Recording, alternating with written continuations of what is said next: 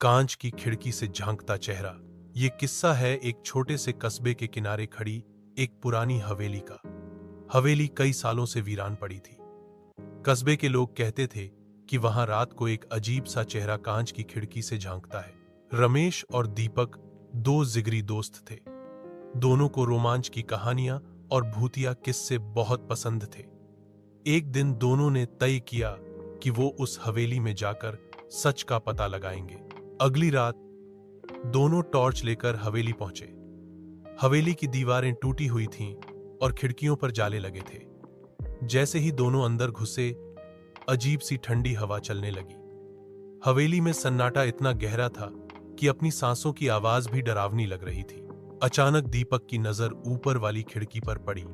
वो सिहर उठा। खिड़की के कांच में किसी का चेहरा झांक रहा था। वो चेहरा सफेद था, आंखें बड़ी बड़ी और गहरी काली। चेहरे पर कोई भाव नहीं था, लेकिन उसकी नजरें दोनों दोस्तों को घूर रही थीं। रमेश ने भी वो चेहरा देखा और घबरा गया।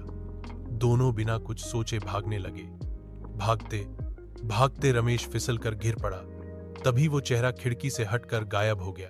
दोनों जैसे तैसे हवेली से बाहर निकले और कस्बे लौटे। सुबह जब गांव के बुजुर्गों से पूछा तो उन्होंने बताया, ये हवेली पहले ठाकुर साहब की थी। उनकी बेटी की शादी से पहले ही मौत हो गई थी। कहते हैं उसकी आत्मा खिड़की से अपने होने वाले दूल्हे का इंतजार करती रहती है। उस दिन के बाद रमेश और दीपक ने उस हवेली की तरफ दोबारा देखने की हिम्मत नहीं की। लेकिन गांव वाले कहते हैं, अगर रात को हवेली की खिड़की की ओर देखो तो अब भी वो चेहरा झांकता दिखता है।